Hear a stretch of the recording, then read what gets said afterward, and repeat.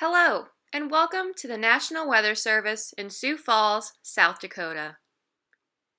Our mission here is to provide weather, water, climate data, forecasts, and warnings for the protection of life and property, as well as the enhancement of the national economy. These services include forecasts and observations, warnings, impact-based decision support services, and education in an effort to build a weather-ready nation. To fulfill this mission, our office is open 24 hours a day, 365 days a year, since weather never sleeps. In terms of our area of responsibility, our office issues forecasts and warnings for 45 counties across portions of southeast South Dakota, southwest Minnesota, northwest Iowa, and extreme northeast Nebraska. Our forecasts and warnings are provided directly to decision makers in local communities, as well as at state and federal levels to protect lives and properties in your neighborhood and community. Ultimately, our goal is to have a society that is prepared for and responds to weather, water, and climate events appropriately. While we use radar and satellite data to assist with our forecast, we also rely heavily on surface observations as they provide a sense of ground truth. For example, in this video we see a meteorologist using our office's rain gauge to take a precipitation observation. Since our office serves as an official climate site, observations are taken every 6 hours, even if the forecast remains dry. This instrument can also be used during the winter months to collect snow, which can then be melted down to determine a water equivalent or snow-to-liquid ratio, which provides valuable information on the type of snow we are receiving. Unfortunately, a vast majority of the United States is covered by areas where advanced equipment isn't available to gather critical weather observation data, so we rely heavily on the National Weather Service's Cooperative Observation Program to fill in the gaps. In fact, each co-op station across the nation reports daily maximum and minimum temperatures, snowfall, and 24-hour precipitation totals. This data is then used to help define the climate of the United States and to help measure long-term climate changes. Frost depth is another useful observation we measure here at the office and is recorded twice a week on Mondays and Thursdays. Frost conditions are an important factor for hydrologic forecasting, as frozen soil limits infiltration of water, thereby generating more runoff from rain and snowmelt. Knowing the soil frost condition is important for many activities, including agriculture, horticulture, transportation, grave digging, and even construction. Lastly, one of the most valuable instruments we use on a daily basis is the Doppler radar, which allows us to keep track of precipitation and winds that could impact the area. Now that we know a bit more about our office and the instruments we use, let's meet a few of the female forecasters that work here.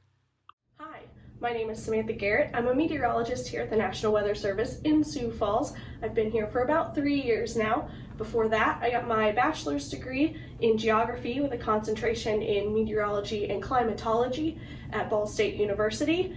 And then my prior professional experience, I worked for the state of Indiana in the Department of Homeland Security with focused in the emergency response and recovery division. So working through disasters and assisting in the response and recovery from those.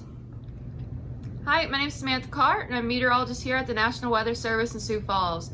I've been an employee with the National Weather Service for a little over 2 years now, and prior to working at this office, I worked at an office in Kentucky.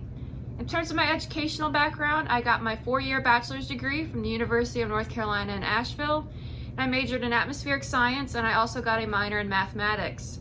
I then went on to get my 2-year master's degree, and that was from the University of North Dakota, and that was in atmospheric science as well.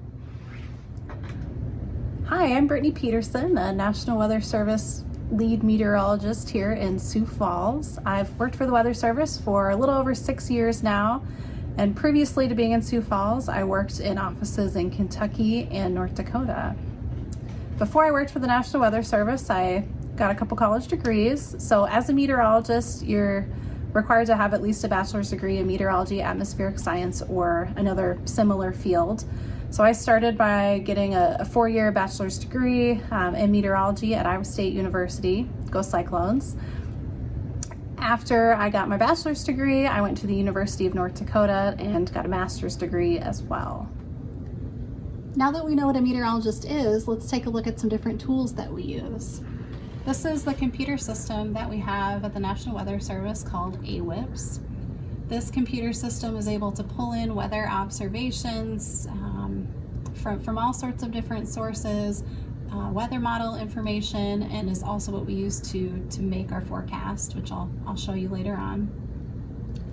Starting off, we will look at some satellite data. So the weather satellite we have is our view from outer space as we look down on the earth and the ground, and we use that to kind of look at and through the clouds to determine what the weather is doing currently. So here, for an example, I have a couple different channels from one of our weather satellites, and if you look in the lower right, you can see different colors of reds and greens and blues. For this particular view, the reds are the drier air, and then the whites, the blues, and the greens are the more moist air. So you can see the cloud cover over the southern part of the United States.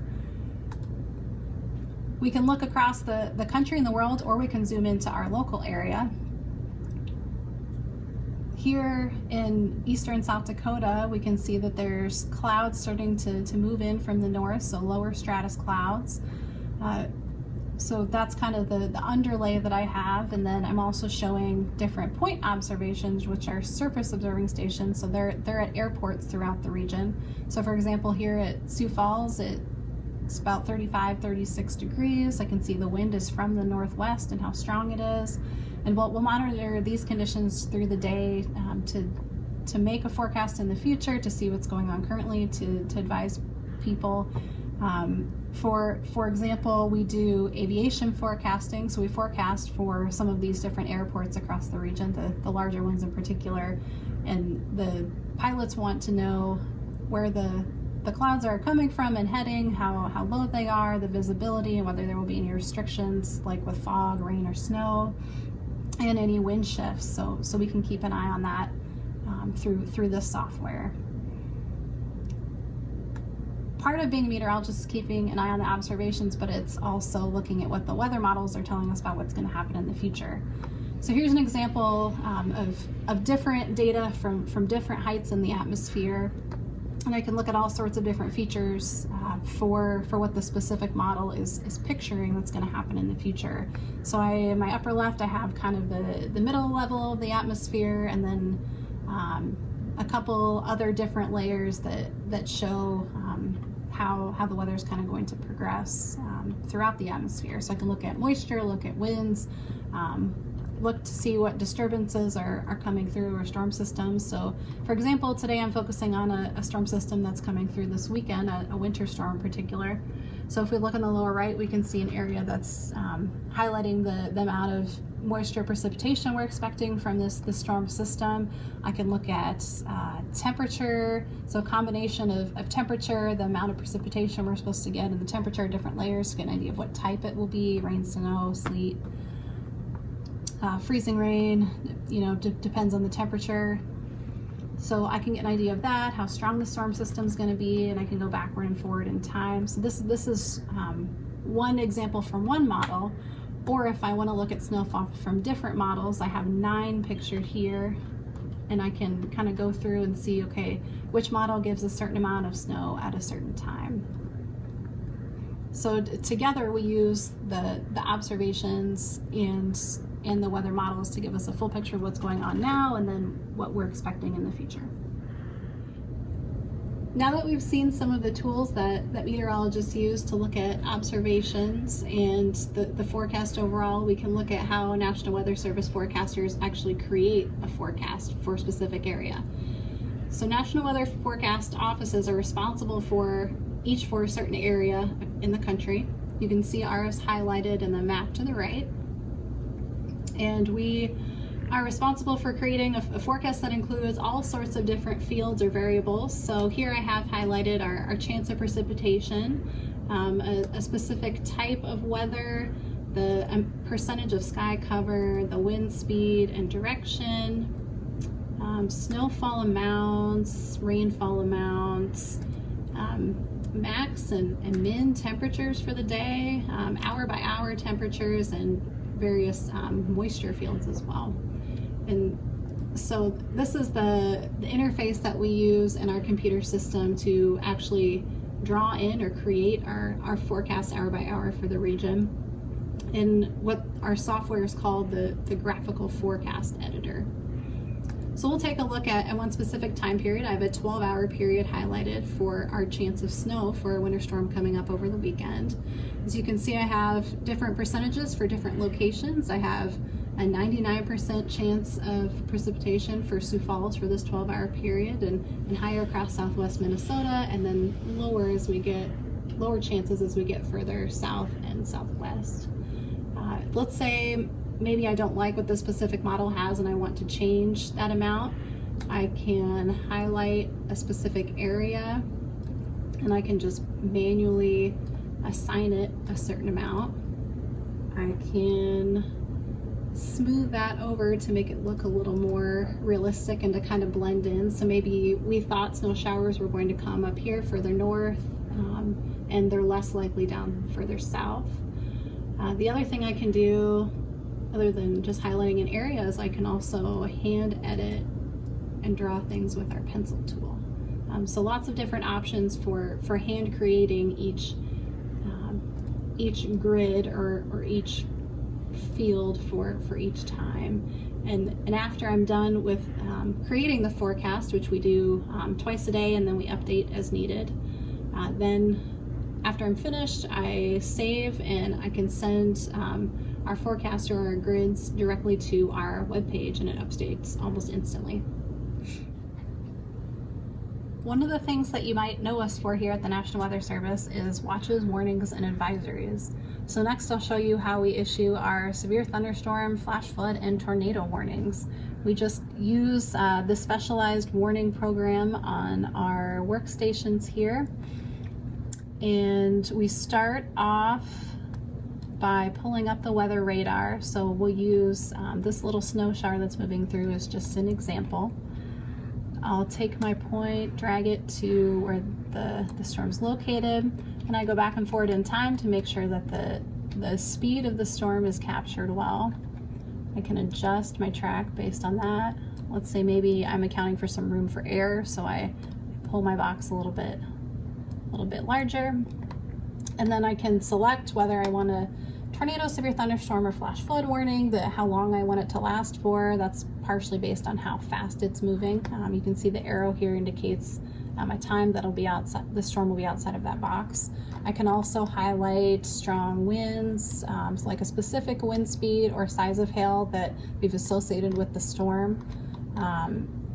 Add on a list of cities that will be affected, and then any specific calls to action that we might want people to heed, like if they're outdoors, to make sure they go inside, or to take shelter somewhere, or to report severe weather to law enforcement.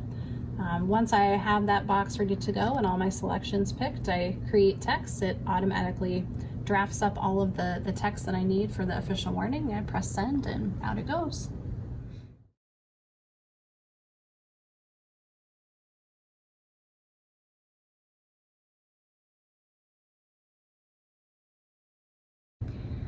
One of the best things about working for the National Weather Service is the ability for us to give back to the community. We do this on a daily basis when we issue our forecast. An example of this can come when we issue the highs and lows and the winds, and this generally lets the public know how to plan for their day or maybe even how to dress. We're also here during inclement weather, and this can include severe weather like thunderstorms or tornadoes, or on the opposite spectrum during winter storms and blizzards. When we're not dealing with those things, we also talk to our partners, such as the airports. We issue multiple forecasts throughout the day to them to let them know about the conditions in and around the area, and this helps them decide if it's safe to travel. We also deal with entities like hydrology, especially during our spring months after winter where we have our snow melt, and during the summer when we have our heavier rains. When we're not dealing with these parts of the forecast, we like to give back in terms of outreach. These can come in the form of spotter talks to the public, or visiting elementary, middle, high schools, and even college students to educate them about what we do.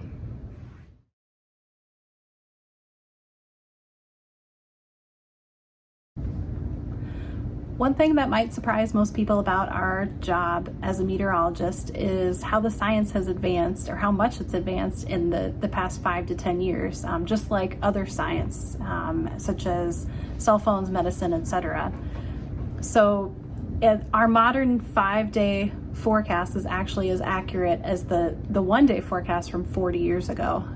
And so now we forecast out to 7 days. We can do 2 or 3 weeks in advance, and we have monthly and seasonal outlooks as well. In addition to forecasting further out into time, we have a lot more information than what we had before.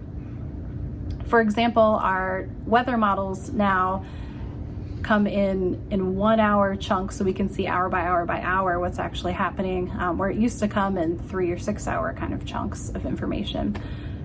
In addition to the weather models being a lot more advanced, our satellite data has really advanced in the past 5 years or so. So we've gone from, I believe it's 15-minute updates to 5-minute, even 1-minute updates. So even faster than the weather radar, we're now getting more and more satellite data.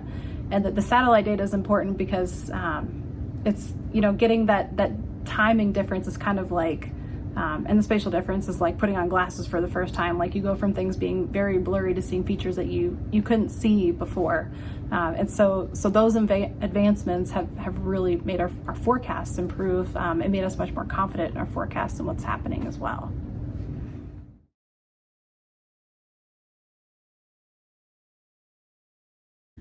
So my advice to someone who is interested in meteorology, but this also applies to anyone who is interested in a STEM field, is to not let the complicated math and science portions of your courses intimidate you. It is something that we all have to go through as meteorologists, and it's tough, but the payoff is worth it. If you are able to get into a job that you absolutely love and achieve your dream like I did, then it's definitely worth it. So don't be intimidated, just work hard and know that you can do it. Don't let anybody tell you otherwise. Another piece of advice for someone interested in meteorology, but then again, this also applies to folks in STEM as well. Don't be afraid to reach out to folks in the career field. If you're interested in meteorology, but you're not really sure what all it entails, reach out to someone, reach out to us, maybe reach out to a TV meteorologist that you watch on television on the nightly news and really admire, but find someone in your career field or the field that you're interested in, reach out to them and see if you can maybe job shadow for a day or ask them some questions. It's a really great way to learn about the profession and what we do every day. That way you can know if it's, what you think it is and if it may be a right fit for you. So don't be afraid to reach out to other folks in STEM, other women in STEM, and don't be afraid to learn more.